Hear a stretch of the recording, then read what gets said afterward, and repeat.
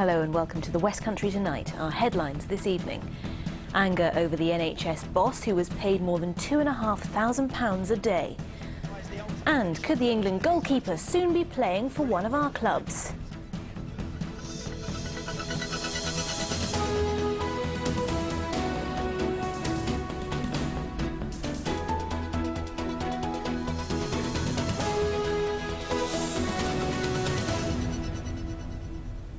Good evening. Health unions have reacted angrily to the news that a chief executive of an NHS trust was paid more in a day than an average nurse makes in a month. Derek Smith was paid the money while working for the Dorset County Hospital NHS Trust in Dorchester. Laura Sullivan reports. A protest against cuts to the breast cancer unit at Dorset County Hospital. Yet even while these local people fought to save services they believed were under threat, the hospital trust was paying its chief executive £248,000 for 97 days' work. Well, it's an awful lot of money, isn't it, when there's, other things can be used. Think of the cleaners and that they've cut down on that. I do know because my daughter worked in here. I assume they felt that they were getting the best person, and if we trust them to run the hospitals, then we must trust them to choose the right people. Derek Smith's salary for the 97 days he worked for the trust works out at £2,557 a day. That's compared to the average salary of a nurse, about £90 a day. Well, it's absolutely galling. Most staff don't earn that in a month. £2,500 a day for an interim chief executive. It is galling in this times of supposed austerity, and when most public sector workers have had to take a pay freeze. We did ask to speak to someone from the trust today. Unfortunately, no one was available. But in a statement, Dr. Geoffrey Elwood, the chairman, defended its actions. He said that under the leadership of the temporary management team, the trust has developed a recovery plan, which now stands it in good stead to tackle its financial challenges.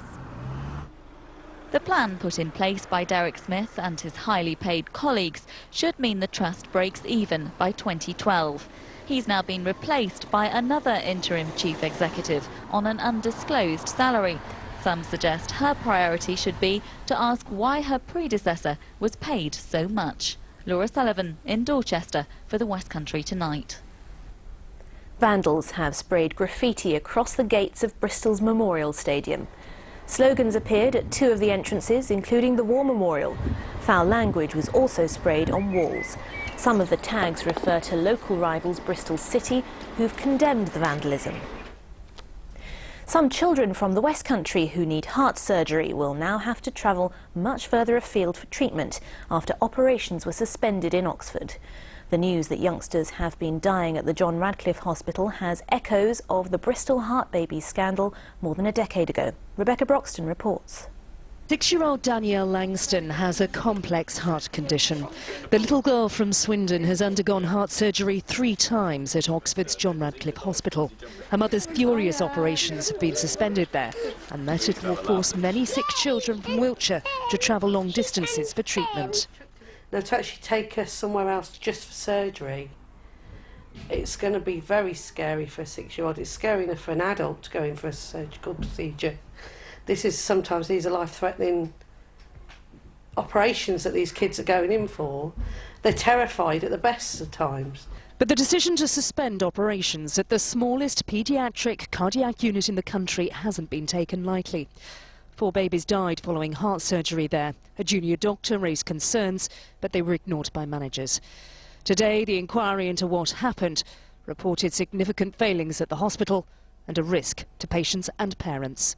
Today's report has brought back vivid memories for those involved in the Bristol heart babies scandal. It led to the biggest public inquiry into the workings of the NHS ever held. One of the recommendations that resulted from it was that children's heart surgery be carried out only in highly specialist centres. It's clear from what's happened in Oxford that has yet to be acted on. But this is clear evidence that there are still failings within the NHS, and that this type of paediatric surgery, which is so complex needs to be done in a specialised unit with trained people who are experienced and have the backup and infrastructure to support them, and that when things are starting to go awry, there are mechanisms in place to deal with it. Ironically, Sir Ian Kennedy, who chaired the Bristol inquiry, is expected to publish a report any day recommending the number of children's heart surgery units be cut by almost. The suspension of surgery in Oxford may well become permanent. Rebecca Broxton for the West Country Tonight. More than 300 jobs could be created at a new service station on the M5 in Gloucestershire. Plans have been submitted for a £35 million development at Brookthorpe between junctions 11A and 12. They're due to be considered by the County Council in August.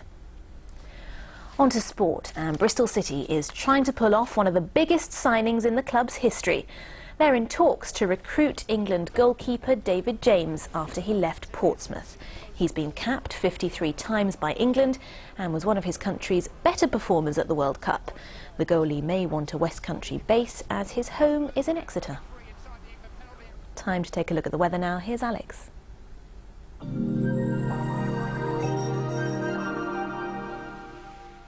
ITV West Regional Weather. Sponsored by Braces Bread. Enough said.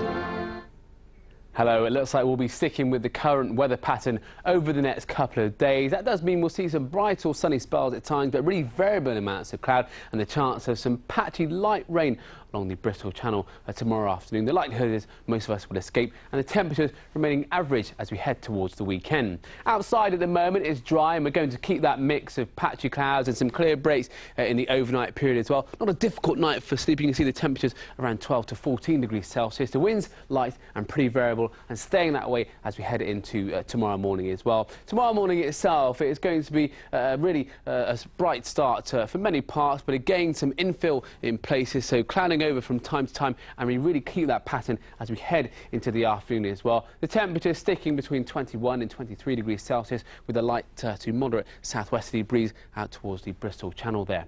As for Saturday, it's going to be a largely cloudy day with the odd bright or sunny interval. Sunday looks set to be largely cloudy with the chance of some patchy light rain at times, but in between all of that it will be staying pretty dry. As for Monday, it's going to be dry with some bright and sunny intervals yet again. Temperatures around 22 degrees Celsius. Good night, see you tomorrow.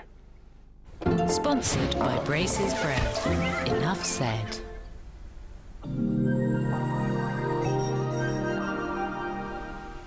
Thanks, Alex. That is your news from the West Country. Next on ITV1 is the film Lethal Weapon. From all of us here, thank you for watching and good night.